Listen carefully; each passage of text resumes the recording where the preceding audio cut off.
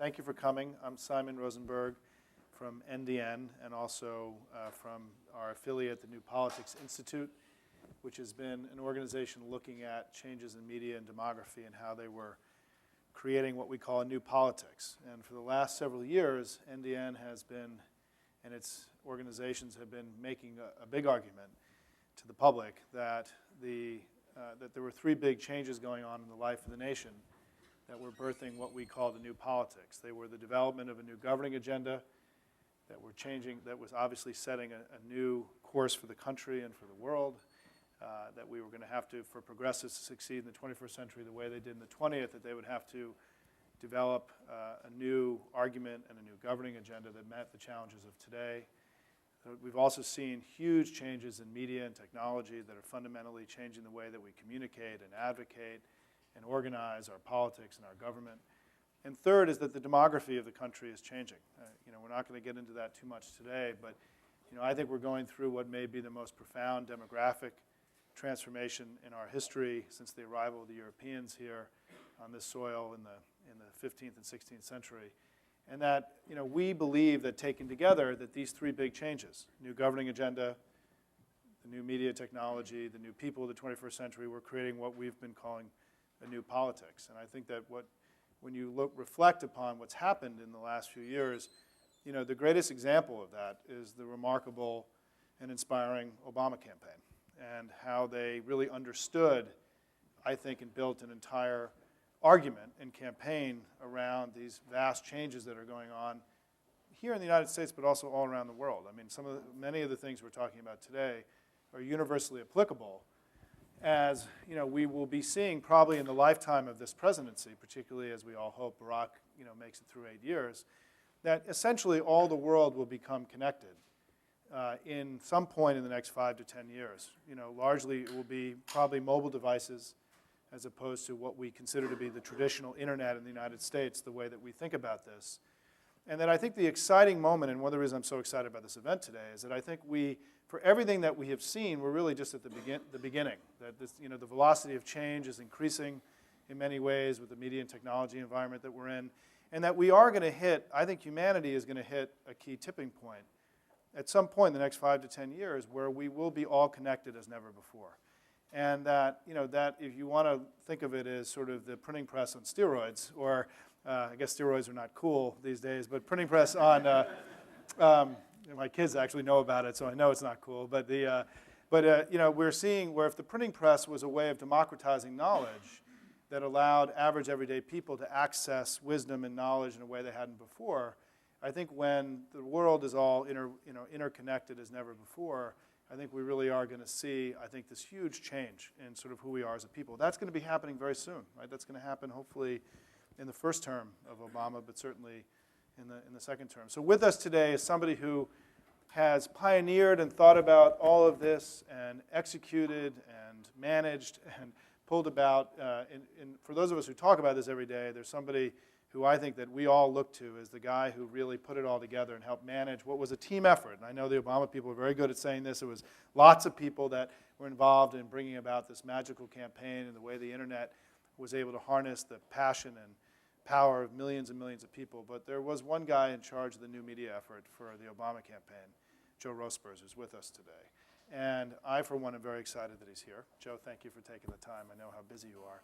All of you know that Joe is one of the folks who runs Blue State Digital, which is really one of America's leading new media firms for anyone who's looking at trying to revitalize their web presence. They're just across the street, and you can find them on the web, but certainly they do remarkable work. They're growing very rapidly, as they should, for the work that Joe did during the campaign. So welcome, Joe. Thank you very much for being here. And we're just going to have a conversation, and we'll talk for a little bit, and then we'll open it up for questions. And unfortunately, for anyone watching live, we don't yet have the ability for you to shepherd in your questions in here, but that will come soon, so I apologize for that. So Joe, I guess I just want to start by saying, looking back at, Joe, for those of you who don't know, and I didn't say this, was also involved in the Dean campaign in 2003, which really was sort of began to show what was possible with this technology, and certainly the Obama campaign has taken it to a whole nother level. I mean, just start with some just basic impressions. You just went through this remarkable life experience. You guys have upended politics, helped elect a a Democrat with 53% of the vote, something we haven't seen since the 1960s. You've created a game-changing now application and model for how politics is going to operate in the 21st century, both domestically here and around the world. I mean, what do you think? Give us some thoughts about looking back on it all. I mean, looking at the trajectory over a period of years, I think what's interesting is the moment right now, which is, if you think about it, a sort of high watermark in civic life.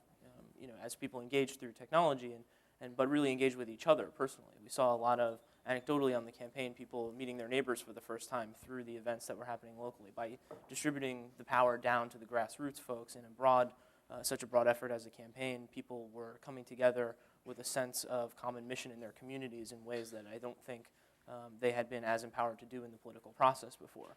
And so that obviously had a huge impact on Election Day, but I think what's interesting for organizations and nonprofits and advocacy groups and unions and all these folks is to think about that right now we are at a high watermark of civic engagement in the political process, that right now there are more people who have voted in a presidential election than ever before. There are more people who have had a meaningful relationship with a campaign organization and a candidate via email than ever before.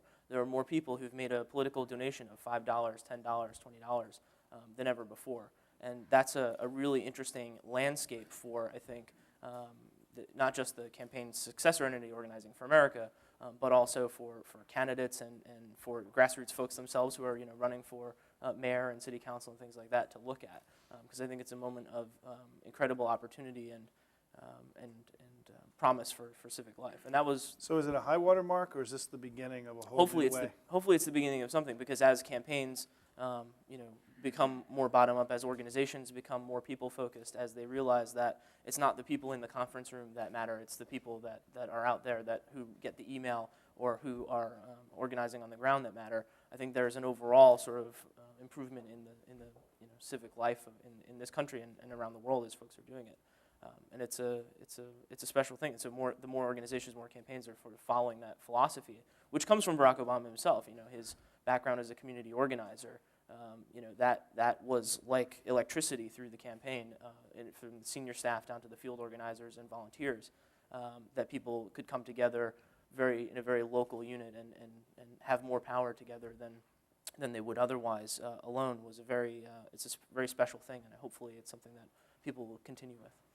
So in the 20th century, the dominant media construct for politics and advocacy was TV, right?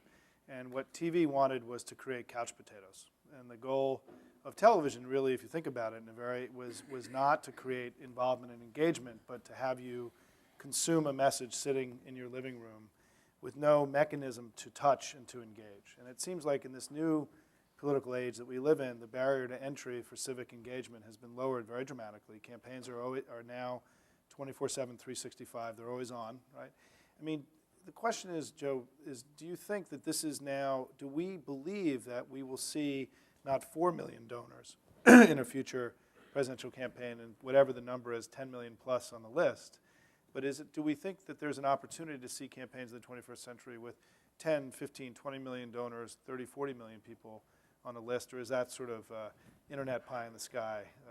I think it's possible. I think it'll take a little while to get there. I think that the things that will determine whether that happens are actually very boring organizational stuff in terms of the resources that could put into the new media side, the technology side, and the ethos actually, from the top, whether it's from a candidate or a campaign manager. But I'm also not one of these guys that thinks it's sort of either or. Like, there are people who, just temperamentally or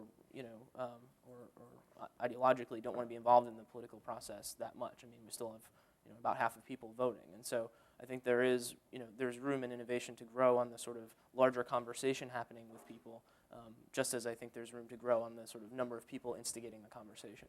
But I think you need to be able to address both.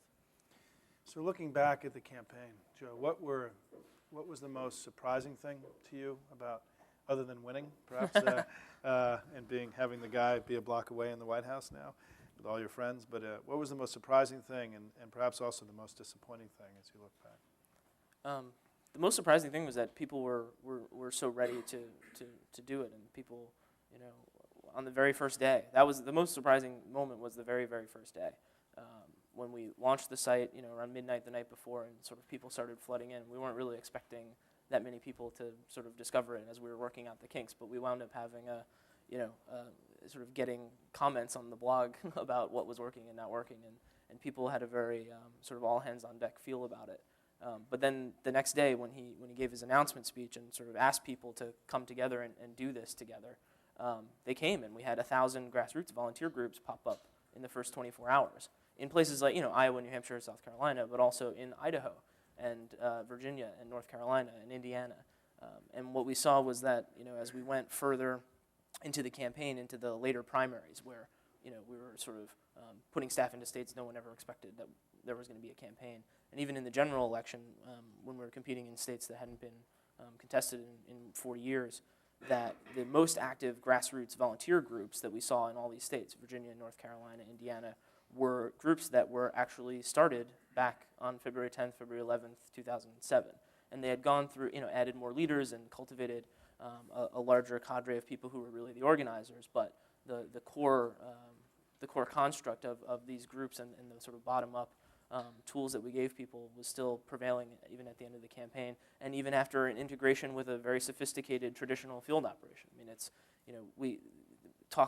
people like to talk a lot about the new media and the technology stuff, but what we actually ran was also the best field organization I've ever seen put together in a campaign, just in the traditional sense. And we layered the digital stuff into that, and also had an organizing strategy for people to get involved in the campaign in the places where our field staff wasn't and couldn't, or they couldn't participate. But the sophistication and the integration with the traditional field folks, the traditional message and media folks, the traditional fundraising was, I think, one of the sort of untold strengths of the campaign. And that to the credit of thousands of super professional and passionate field organizers, we managed to deploy a giant campaign staff into places where there already existed a grassroots infrastructure of people who were essentially owning the campaign by themselves for in many cases, a long time before anybody got there. And that those came together so seamlessly and in a drama-free way speaks to the professionalism and enthusiasm of both the staff side and the grassroots side, but also to the sort of sense of common cause that that Barack Obama and his ethos created for folks. Can you talk for the political hacks among us today who've worked in campaigns that were grown, and the model for that grew up before the internet, or at least the ubiquitous use of the internet now? How did that really work on a day-to-day basis? I mean, traditionally, I worked in the war room in 1992, and one of the great innovations of that time was that Carville and Stephanopoulos forced the entire campaign to come together twice a day. We met at 7 in the morning and 6:30 in the evening, and literally in a room not much bigger than this, the entire campaign met. And what Carville said the first day was, we're going to tell you everything we know, and we're going to share everything we got, and you're going to be as much part of this campaign as I am, as long as there's no leaks. And if there's a leak, then we'll go back to the balkanized way we run campaigns with everybody hiding in their offices and everything else. But it created an incredible sense of, and the war room itself, every department of the campaign was represented there. So it was a way to actually manage and to prevent there from being balkanization that happens in any campaign. You guys took that old model and added this whole new big piece. How did it work, and how did some of the old dogs who'd been through the old model deal with you young guys trying to improve upon the model, I think, that we used before? I think we just had a really good team with a lot of really good personalities that people were able to sort of mix and figure out the best way to do all of our work together in the most effective way. So, the integration with the field shop is a product of meeting many times a day with John Carson, and he would walk around the campaign with his laptop and come over to see me, or I'd be hunting him down, and we had a whole staff, and Chris Hughes and his organizing, online organizing team, and the way that, we had a whole regional desk structure, and Teddy Goff helped lead that, to integrate with our state staff and the regional staff and super tightly. And so making sure that we were as responsive, because we're not doing anything, like new media is not doing anything that's for new media's sake. So it's not like, in the traditional sense, like the finance people can be arguing with the field people because they want to, each one has different ends for the relationship with an end grassroots supporter or donor. And people are often at different purposes. We were, for every conversation we could have with the finance folks, the communications folks, the field folks, our goals are their goals. Like, we don't have any special only new media thing that we were trying to drive. Our metrics were their metrics in terms of volunteers, doors knocked, dollars raised, all that sort of stuff. So it's an easy conversation to have when folks, when you're approaching saying, like, we're here to help you and to make more people do the things that you're looking for them to do. And I should note that there is a new restaurant being built next door, and I'm sure that one of my staff is going to run next door and ask them right now to delay the drilling or whatever they're doing for a little bit while Joe gets to speak. Right, Tracy? Is that, yeah, okay. We've had this happen before. It seems like whenever we do an event, the restaurant is doing new improvements next door. Joe, one last question, which is, now that you've had some distance from the campaign, and as you said, I mean, this was sort of an unprecedented, seamless effort. What do you think this means for, future campaigns, future advocacy efforts, future, even there are companies represented in the room that have many, millions of customers, right, that they've never really tapped into in the way that you guys, I know when I talk to corporate folks, they always say, well, you guys in politics, we're so much ahead of the curve in marketing. You've been able to tap into and integrate the passion of everyday people into your enterprise in the way that most companies would be, have only just begun to think about. I mean, what is your sense about how, given the way that eyeballs, people are consuming media very differently now, right? We've seen huge change in TV. We've seen the rise of mobile. We've seen the continued march of broadband, creating a very different media environment.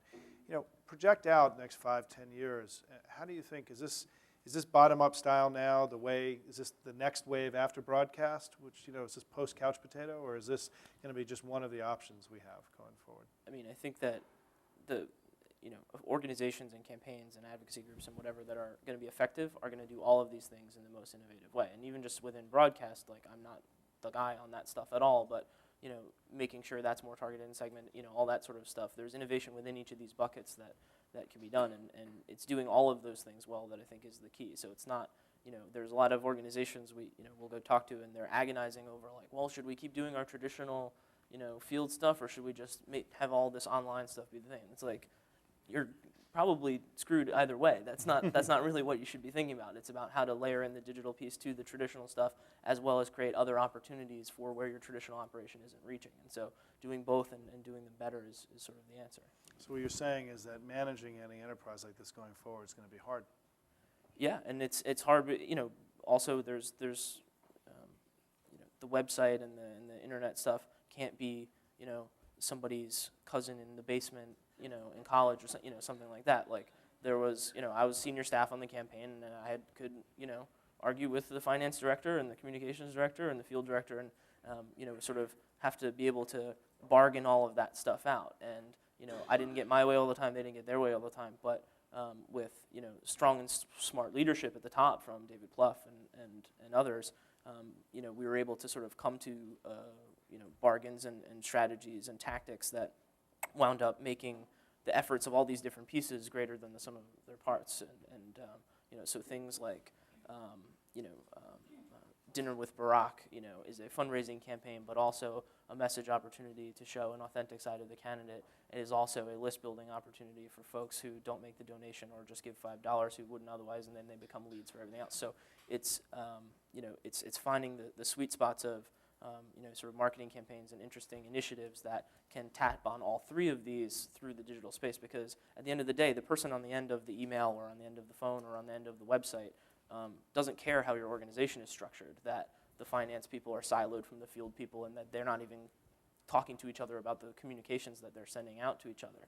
And you still have, even on our campaign, you have the people sending out these PDF invitations for finance events, all this sort of stuff, and you try to wrangle it. But for what we tried to bring was a focus on the end user relationship. So the inbox is a competitive place. So your email's in there, above the email from somebody's spouse and below the email from their boss, and if they've got 5 minutes to give you to read the thing, what's the most important thing, and how do you reflect all of what's going on with the campaign, whether it's the message or the things that you need from them. And so you've got to have a sort of digital component where there's a seat at the table for somebody to be sort of trying to integrate that, and either at the top level or as part of the sort of senior team conversation. I think that's pretty indispensable moving forward. So one last question, then we'll open it up, is so the Obama campaign built upon some of the models and sort of insight that the Dean campaign had, on which you worked on in 2003, and really took it to a whole nother level. How is some of this understanding going to impact what we should understand about Obama's governance, and how he's going to is Obama going to reinvent the government of the United States the way that he reinvented politics, do you think? Well, I think there's a new team in the White House now, a new media team, and my deputy from the campaign and former Blue State Digital guy, Macon Phillips, is in charge of it. And obviously, governing is a much bigger challenge, but also a very different challenge by nature. So, a lot of our thinking was about how to engage the supporters to become, more active parts of the organizational aspect of what we were doing. In addition to talking to likely voters and whatnot. Whereas the governing challenge is, he's the president of all the people, and how to layer in the transparency and the communication and the participation aspects for everybody to participate, not just the sort of close-in folks who you can mobilize to help make a point or do what you're doing. And there's a growing team and some folks from the campaign, but also from Google and from the design world, and a lot of interesting folks have joined up, and Vivek starting as the CIO from DC. I think there's a lot of potential and interesting stuff, but there's also, it's a big government, so I think what to look for is sort of the case studies, and look for the leadership from the White House, but also in places like the FCC, where Julius Janikowski, who is a big friend of our shop on the campaign, will be able to do interesting things, and just meeting people in DC, the sort of the people in the bureaucracy who do this stuff, they're having a hard time for a long time, but they have a little bit more spring in their step now because of the way we got here. And so hopefully that's something that is creating more initiative and more proactive ideas to make examples how to do government well, because then that'll trickle out. I keep thinking that in the weekly cabinet meeting, you're going to start to see the DHS director and the HHS director competing, say, hey, how many views did you get on your YouTube video this weekend, and how many comments on your blog post from the other day? I think there's going to be not just, there's going to be competition. If you want to give the shiny apple to the teacher, I mean, one of the ways they're going to do that with the president is to show that they're using these tools in innovative ways to reach their constituencies. And I think you're going to see, once this thing gets settled and they're actually people confirmed and running the government in the next few months, I think you're going to see an explosion of experimentation. Yep. And there's going to be real competition. I mean, and some of the cabinet secretaries understand this stuff very, very well, and I think have real opportunities to bring government closer to people, and certainly that seems to be, part of the mandate of the campaign. Yeah, that's a big difference from 4 years ago. Coming here in 2004 after the Dean campaign, like we went and had to talk with the Democratic senators, and to see Sherrod Brown talking about how he's on Barbara Boxer's email list, and they're sort of comparing, notes about who sent, what their email programs look like, and things like that. That wasn't really the case 4 years ago, and I think whether it's the cabinet or other political leadership, it's good. But it's also important to note that it's not just this stuff isn't just about the sort of communications or public diplomacy side of governing. It's also how do we use the digital media tactics, technologies to better govern and better do the things that the government is doing. So it's not just like how cool is the embassy website, for instance, in the State Department. It's also what's the digital strategy for counterterrorism, and figuring out how to leverage these tactics and tools to actually do the governing side in ways that maybe aren't just communications oriented. And I think that's one of the most exciting opportunities out there.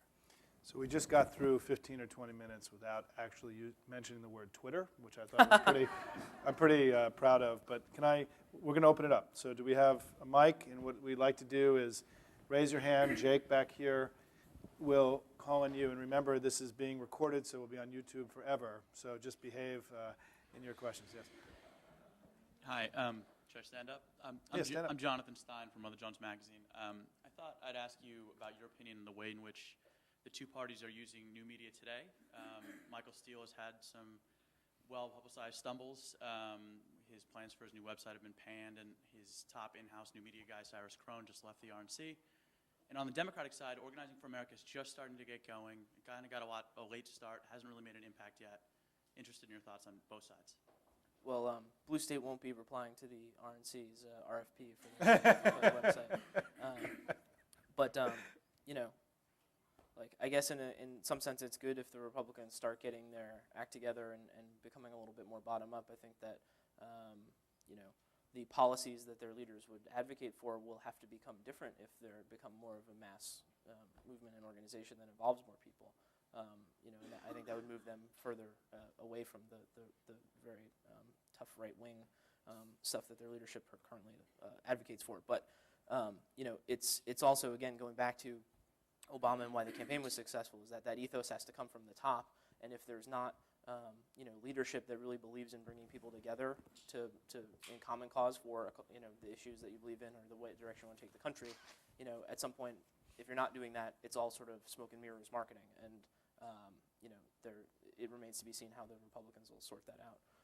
On the Democratic side, I think it's a huge opportunity. I mean, we have a fantastic team of Jen O'Malley and Mitch Stewart over there at the DNC and Organizing for America, and they're building a team, and there's been some incredible activity. I think Organizing for America, I would sort of dispute the premise of a late start, because it was something that had to come from the grassroots. And so in December and January, there was actually a lot of effort to conduct surveys about what people wanted that next organization to be. And there were thousands of house meetings across the country that were conducted in an organized way to provide feedback and shape that new organization. And so I think that because it's coming from the grassroots, and there's been since then organizing meetings around the economic stimulus plan and whatnot, that there is a sense of real ownership among the grassroots groups and the grassroots supporters owning it. And I think that's both the smart way to do it, but also the necessary way to do it.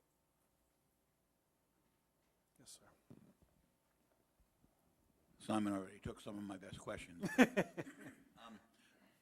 Let me, since this is a political group and we talk about the Hispanic constituency, what about the internet user as a political constituency in and of itself? A constituency that will want access to information, wants access to the internet. Have you thought about and the way to which that may be down the road, a real organizable constituency group with its own set of issues and priorities that is there to be as yet uncaptured by anybody? I think there's a little bit of that, but I would also, caution organizations and candidates and political advocacy folks to, from focusing too much on that, because at the end of the day, like, I'm going on the internet to do the things that I'm trying to do anyway, that the internet's making it easier for me to do. I'm not going on the internet for the sake of being on the internet. And so it's important not to lose focus on, using the digital space as a way to lower the barrier to entry for what the organization or the cause is actually trying to do. And we saw that on the campaign. MyBarackObama.com, the social network, which we prefer to call a mobilization network because it's not about socializing, was not a place where the sort of Facebook demographic of our supporters could go play in a sandbox for them. And when you looked at the comparative demographics of it, our site and specifically the active users on our social network looked much more like a cross-section of our base of supporters than like Facebook or MySpace or one of these other social networks. And that was because we treated it as the easiest possible way to get involved. And so the most motivated bit of each of our sort of sectors of support came in and figured out a way to use that. And that meant that people used our website differently than a lot of other websites get used. MyBarackObama.com was a lot less sophisticated in terms of technology. I say this as a guy who owns the company who does the technology, but it's a lot less sophisticated than a Facebook or even MySpace, precisely because we had users who weren't necessarily sophisticated internet users. We had Chris Hughes' organizing team had an extensive network of volunteer and staff support people who were charged with helping people use the site. There were people who were active on the site who this was the first website where they ever had a password for something, and sort of sorting that out. There were people who said that their fathers and grandfathers and grandparents had asked them to set up an email address for them because they read in the newspaper that Barack Obama talks to his supporters on email. And so we tried to make this the lowest barrier to entry for the stuff that the campaign was trying to do anyway. So I think it needs to be a balance. Hal, Jake, back there. Joe, one of the most impressive accomplishments was building an email list of 13 million people. Can you talk to us a little bit about the mechanics of that, some of the tactics that you used? How much of that was just organic growth, and how much of it was different tools that you used to grow it? All of it was organic. We didn't purchase lists and just add people to our email list, because the point of having an email list isn't just to say you have a big email list. It's like the RNC says they have like however big email list, but the point is to actually have a number of relationships with people that they open the message, they actually are interested in what you're saying, and they're willing to do something. And so we tried to make it as easy as possible for supporters to sign up. So that meant, at these big rallies that we had as early, in the campaign as February and March '07, but as late in the campaign as down the home stretch, getting everybody to RSVP online for those so that they get it on the email list. Offline events, whether being held in big ways by our staff or in small ways by grassroots supporters, making sure that they had the sign-up form in a way to enter the data back in an easy way.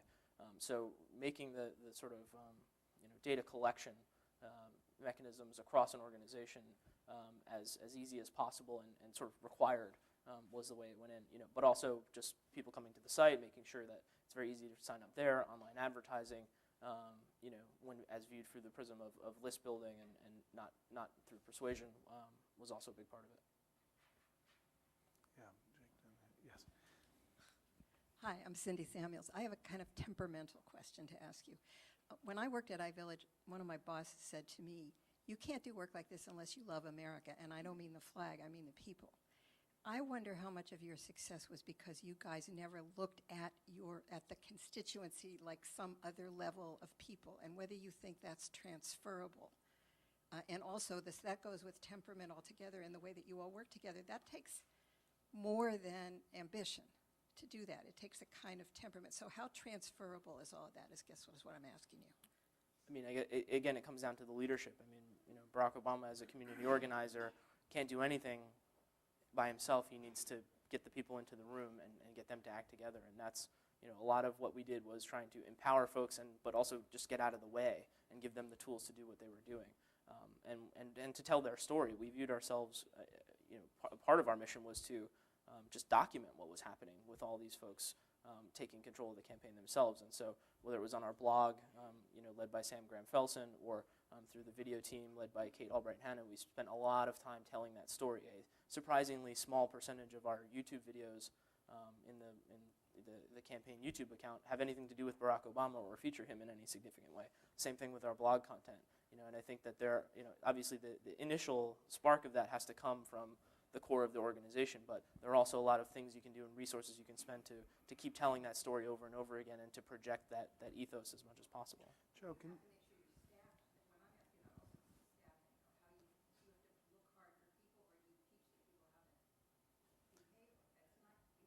Yeah, well, it's also, we were lucky that in Chicago we had a lot of people who were willing to quit their much more lucrative jobs and come do this for this guy. So I guess it has to do with the attractiveness of the cause in the first place, but how you structure it and the assignments you give and the prioritization of telling that story and making sure that people are empowered is also a big part of it. Joe, can you talk a little bit about the video? I don't think, I heard a study recently just about the number of videos that you guys made that were not commercials. Yep. Not just the commercials getting reposted. Can you talk a little bit about, looking back on that now, how effective was that? You just talked about how the most popular ones were not the campaign commercials. Just reflect upon that a little bit for everybody. Yeah, well, there's a couple of things.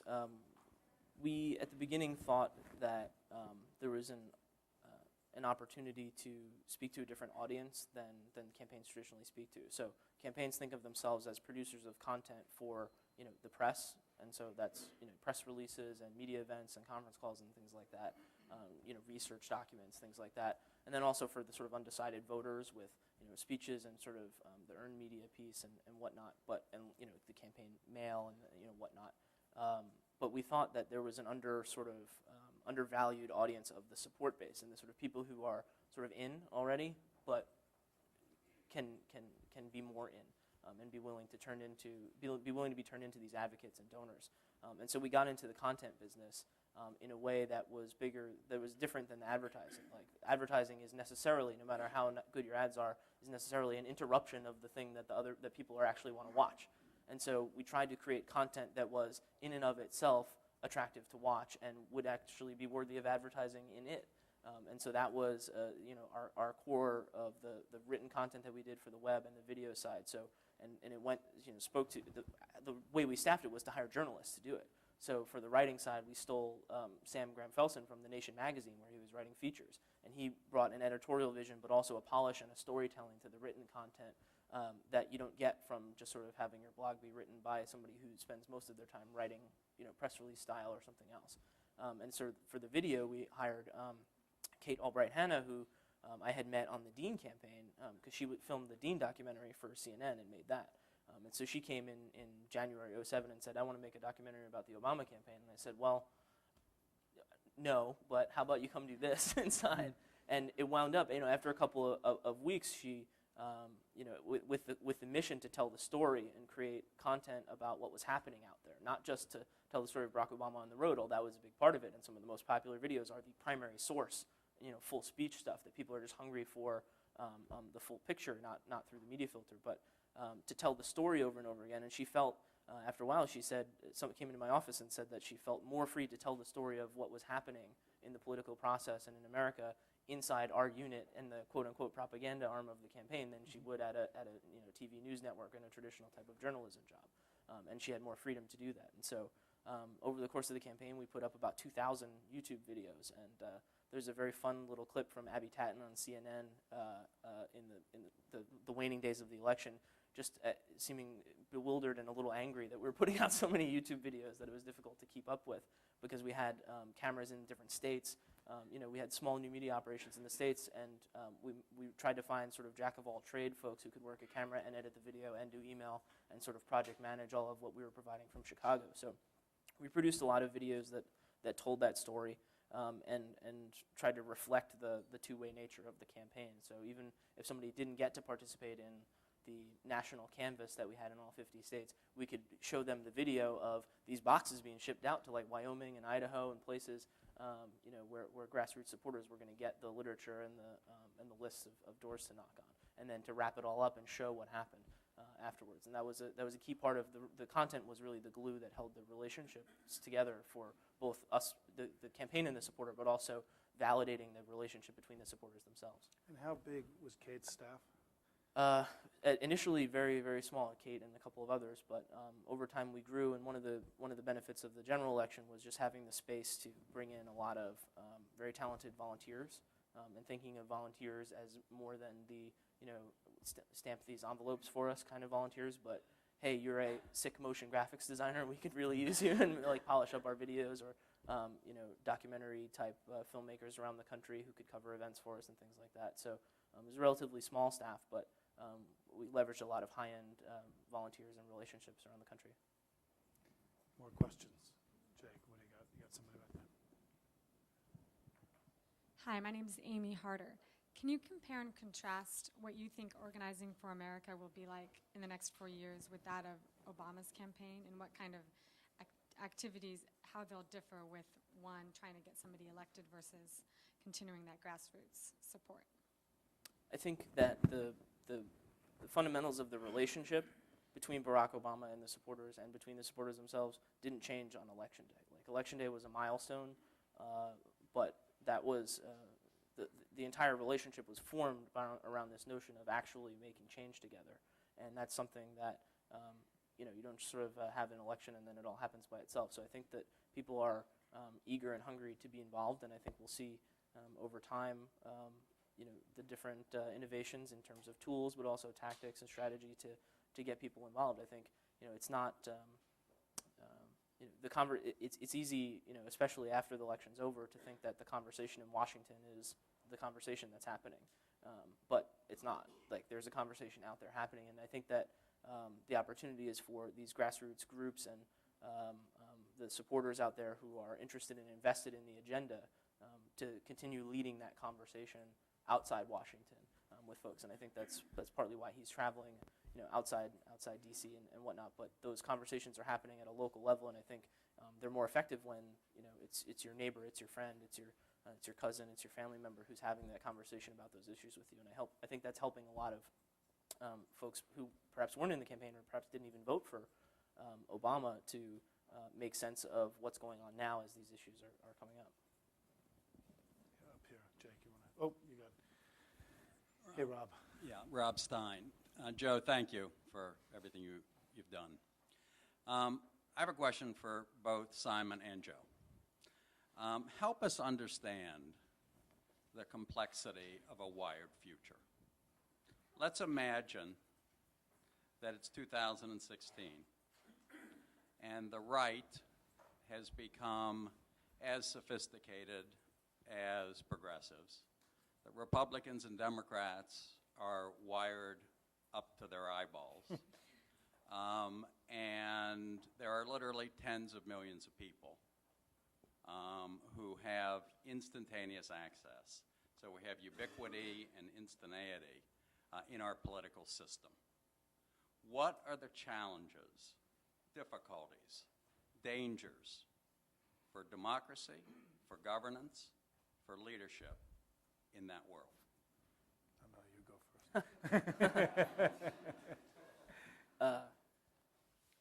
I think that if there's some point in the future where, there becomes parity in terms of the technology, the tactics, the techniques, even the ethos of building the organization from the bottom up, that's still good for progressives, because at the end of the day, there's just more people out there who are interested in, everybody having health care and the economy being fixed and a sane foreign policy and all these sort of things than there are for the other side. And so I'm actually, not worried about that. I think, again, as I said before, if they become more bottom-up and start building an organization, maybe that's better. Maybe some of their grassroots groups decide to do some, cleanup or get involved in service-oriented things, as our groups have done around inauguration and since then, which is fine.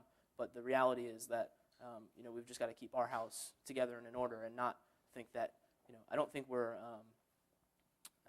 so I think sophisticated might be the wrong word. I don't think we're more sophisticated than Republicans. They're actually a pretty wily bunch. I think that what we managed to do was just to execute the basics and the fundamentals of the campaign, whether it's the fundraising, the organizing, the communications, in a more connected and coherent way. And that speaks to Barack Obama's leadership, speaks to David Plouffe's leadership, and on all the different departments.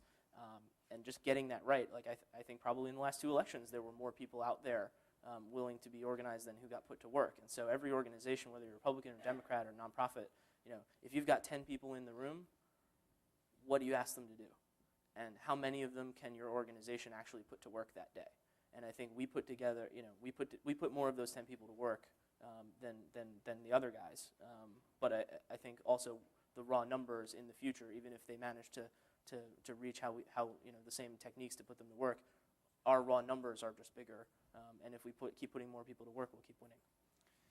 Rob, I'll just be brief because it's a huge question, and we've talked about this a lot. And just 2 points. One is that I think it's incredibly healthy for our, as many people in this room know, I've been sort of a big proponent of the blogosphere and the sort of democratization of information from the very beginning. I mean, Joe and I were talking earlier about how many of us were connected originally through Garant's Frankie Ruta, right, who was writing about this a lot in 2003, who introduced many of us to each other. And I hosted Marcos Melitsas de Licos' first political event that he ever did back in 2003, and I can go through all this. But I think that part of what attracted to me from the very beginning was this notion of the barrier to entry in this great debate and discourse that I had been involved in professionally for a long time, that the barrier to entry had been lowered, and everyday people were now going to have the kind of access to this discussion that I had had, being first in the elite media, working for ABC News, and then, working in the political arena. And I think that genie is out of the bottle. I mean, I think that there is going to be now, I think, a universal expectation of average citizens in the United States that politics will not be distant, but it will be close to them, that they will be able to get to the essence of things. I mean, you can use the term Protestant Reformation, whatever you want. And the journalists, the priests are in the process of getting marginalized, right, if you want to call it. There's some here today. I'm sorry for saying that. But I think the point is that, when my dad wanted to volunteer in the 1992 Clinton campaign, all he could do, sitting in Connecticut, was drive up to New Hampshire, hold a sign on a street corner for 10 hours, and freeze his butt off in New Hampshire winter, compared to the way that he was involved in the elections in 2008. It was a totally different thing. I mean, he was really connected, and he knew about obscure house races in far away parts of the country that he never would have known about through the blogs and through other means. So I think the electorate is much more informed. Whether we're wiser and whether we have greater knowledge is something that I think we're going to find out about this hyper-connected internet age that we live in. The second thing is that this is not just a domestic phenomenon. I mean, I think the thing that makes all of this so interesting is that, within some point, 5 to 10 years, an Indian farmer making $2 a day is going to have the same access to information that my child has, who's sitting with his 24-inch screen iMac, at our house, right, through some kind of mobile device we used to call a phone, that will be called something else, and that farmer will have a Google-like thing, whether it's Google itself or some other version of Google in a local language, to be able to access all the knowledge of the world. And I think that I am sort of a relentless optimist about this, which is that I think this creates greater openness. It makes it much harder, frankly, for politicians to spin and to lie and to tell untrue things, because there's now millions of people in the war room as opposed to 20, as we had 16 years ago, who are checking facts. And I think that this is a monumentally healthy thing for democracy, because I think debate, discourse, and informed citizenry is a requirement for healthy democracies. And I think we have much more of that. I'm not, for one, bemoaning the passing of traditional media, in the sense, I'm worried, as many are, about the sort of objectivity disappearing, right? I mean, Joe Lawrence is sitting right here as I'm talking about this. But I'm also think that, the media had too much control over the way information was. There was too much, the filter was too small. And I think that was unhealthy too. And I think we're going to find some kind of balance. So I think, Rob, 2016, we should assume from a strategic standpoint that conservatives and Republicans are going to catch up. These are tools. These are not unique to us. And that is now how politics is going to be played out. Their greatest challenge is, as Joe said in the very beginning, is can they go bottom up?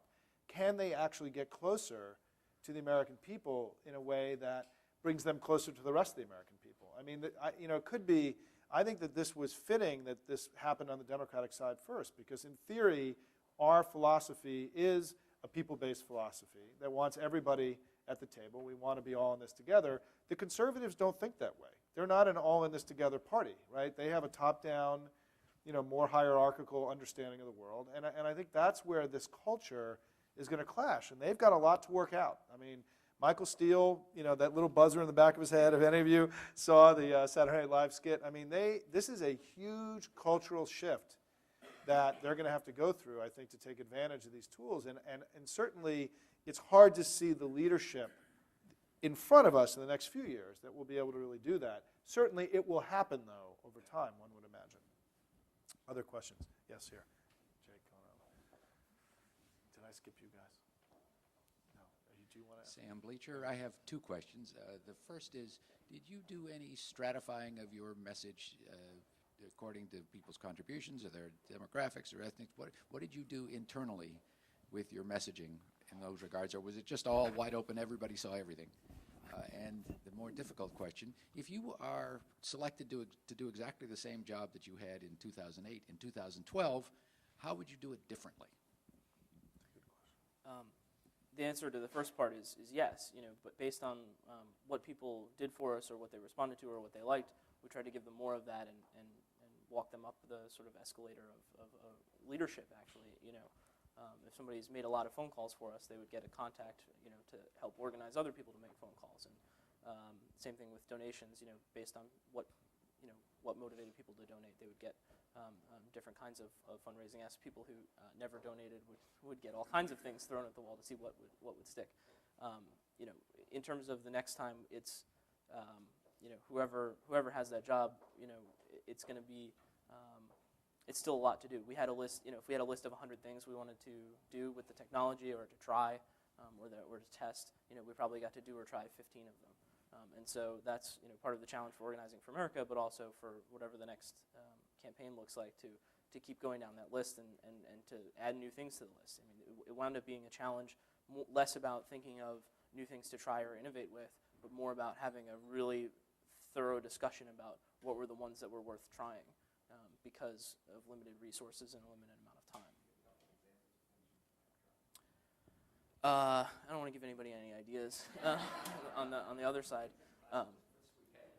but things that late in the game we thought were worth trying and sort of scrambled to do at the end was when we had the idea of a lot of people, both in the primary and in the general, looked up their caucus location or their polling place on our website. And especially through the primaries, it wound up that we actually had the best tool in a lot of states. Like, we sort of out-athleted the Secretary of State in a lot of places for, just making it very easy to find your place and the map to it and the times and all the correct information. I don't know if that's me or not. And so a lot of people were doing this, but obviously the majority of them were our supporters. And so towards the end, we actually spent some time getting our GOTV list built into and tagged into the polling place lookup, so that if you looked up your polling place on our website over the last 4 days before the election, you would get your result and say, here's where you vote and what the times are and the requirements, the legal, a couple of blurbs or whatever. But it would also say, here's 5 other people who have the same polling place as you. If you know them, call them and email them and grab them and take them with you. If you don't know them, go knock on their door and make a call. And that was something we got an incredible amount of feedback on in battleground states. And those people were in our GOTV universe. Same thing for the folks on our email list. Like, if we had your address and you were on our email list, and we knew we could pretty sure know your polling place, we actually sent email to folks saying, don't forget to vote tomorrow. Here's your polling place, and here's 5 people who have the same polling place as you. Do you know them? Can you call them? Do you want to meet them? Take them with you. And that was something that we got a lot of good anecdotal feedback on, because as the time waned in terms of opportunities to volunteer and participate or make phone calls at phone banks and things like that, this was something that was very, very, very modular at the very end of the chain, that was something that they could do on election day if they couldn't do anything else, like go in and, or go knock doors or be part of the polling out operation. Sam, there are going to be 2 big changes in media, I think. There may be more, because if we were doing this event 4 years ago, which we did a lot of these 4 years ago, we weren't talking about YouTube at this point. We weren't talking about Facebook at this point, which were basically little babies that we didn't really anticipate. And no one was really talking about Twitter 18 months ago. The 2 things we know are going to happen is that there's going to be a huge increase in use of mobile devices of some kind, whatever they're called, and the power of those mobile devices. And then the second thing is that broadcast television, as we know it, essentially won't exist 4 years from now.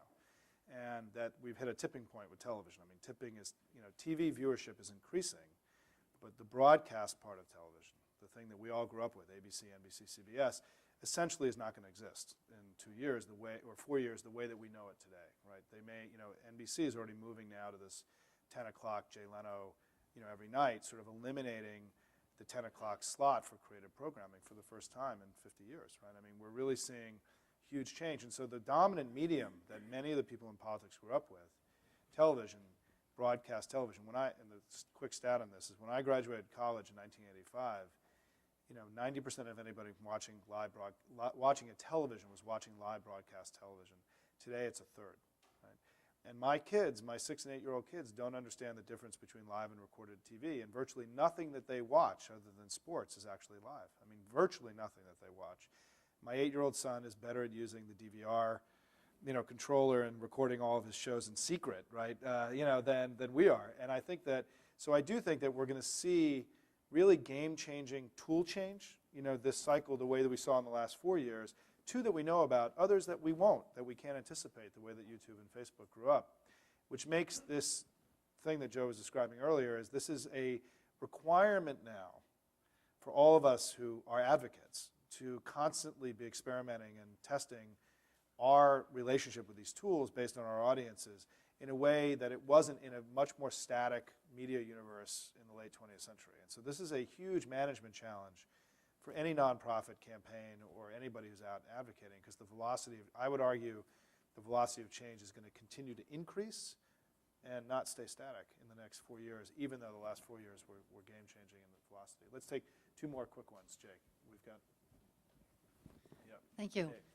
I'm Eleanor Lacane, and Joe, I want to thank you so much for creating ways for citizens to get more involved. I mean, you're one of the key people to help save democracy in America, so thank you for that. Can I get a recording of that? It's some of your family may have just seen that. I wanted to follow up on an excellent question that Simon asked, that now that you all in the Obama campaign have reinvented how campaigning and politics is done, how is that new media going to transform and reinvent the way governing is done? I work at a group called New Way USA, and we've gone on a treasure hunt looking for the best of what's working all across the country. And we've found solutions on education, the best high schools, solutions in crime and public safety. These solutions are out there on a community basis, but they're living as isolated models of what's possible. And one community doesn't know what the other community next door is doing that's been very effective. So I'm wondering how the new media can take those solutions, maybe ask people in the communities, what's working in your community for your schools, your public safety, and then get that information into the government so it affects and shapes where government funding goes, so the government can be funding the best of what's working, and also sharing that information more widely, so even if the government doesn't have the money to help support those programs in other communities, at least the government can play a role in making sure that mayors and city councilors and governors and state legislators and citizens know about the best of what's working in the different fields. Because I think we could save billions of dollars and improve the quality of life for millions of people just by building on what works. So I'm wondering, do you know, is something like this in the plans for the Obama administration, and who can I talk to about advancing this notion? Macon Phillips is the White House new media director. I think one of the most interesting challenges for Macon and the White House team is not just what can they execute their own selves in terms of whether it's recovery.gov or the projects that are emanating from the White House, but also to sort of act as a convener of all the people who are doing this stuff at the federal, state, and local level to share best practices and connect with each other and just sort of get folks talking about the different projects and things like that. I just actually came back from a conference where folks from different governments in Latin America were actually comparing notes on the different digital initiatives and schemes that they've created to help with governance. And so the more collaboration and integration I think is the better. And I think there's some efforts that are happening through organizations outside of government to help bring people together and talk about and document those best things. But also within government, that there are a lot of folks who are making connections across departments and agencies and levels of government for the first time now. We got one last question here. Hunter Whitney, great presentation. What is the process in Twitter? I'll mention Twitter and Facebook. It's a fire hose of information, basically. And I dip my spoon in there or take my straw in there, but there's a tremendous amount of information that's coming from the grassroots and only increasing. So what is the process for managing that and actually doing useful things with that and funneling it to the right places? And what's the process for taking this massive amount of information and getting it to the right places in the right way? Yeah, it's an interesting challenge. We had a lot of help from volunteers, and the network spent a lot of time. I think one of the best things about networks and open networks is that things rise to the top, and giving people the tools to help support each other's causes and opinions and ideas when they're happening. And so, of course, crazy things rise to the top too. I mean, a lot of the biggest things are sometimes, or not even crazy things, but things that aren't what you necessarily want to be talking about. But organizations face a choice about how to deal with those. And so when the group popped up on MyBo about opposing Senator Obama's stance on the FISA bill, we didn't try to knock it down or whatever. We engaged with it, and he spent time on the plane actually writing a very thoughtful and authentic note. Saying like, look, we're going to disagree on this one. Here are my reasons. Here's why I think they make sense, and I'm happy to take my lumps on this one. But I'm glad that you're using the system and the campaign's own tools to participate in the conversation.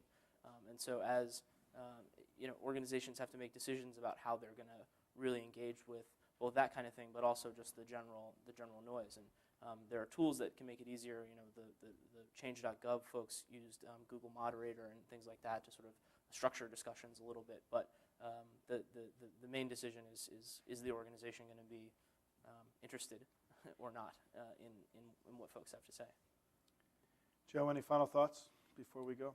No, I mean, I think it's been a good conversation, and I hope that people take to heart when they go back to organizations and things like that the interesting opportunity in sort of civic life now, and that there's a lot of energy out there that's looking for a place to go and to be good to put to good use, and that's both with implementing the president's agenda, but also at small little nonprofits and community groups and things like that across the country. Now's the time to sort of get started and try this stuff.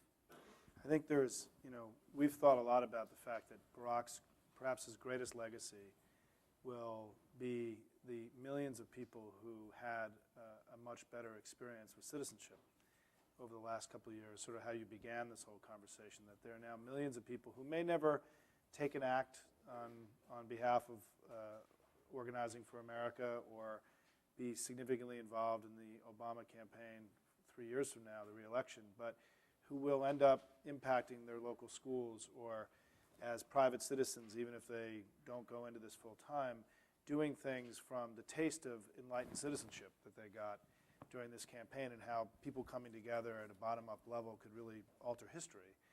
That is something that's never going to be taken away from millions and millions of Americans. And in many ways, it may be 10, 20, 30 years from now, the thing we look back on, in addition to passing universal health care and restoring broad-based prosperity and fixing the global financial markets and the small things that Barack's trying to do right now, deal with the Middle East and everything else, that one of his great legacies will be is that he created an understanding and an experience with enlightened citizenship and more citizen involvement that is going to enrich our democracy and our civil society for generations to come. Certainly that, Joe, you were instrumental in bringing that about, and I just want to say thanks so much to you today. Thank you.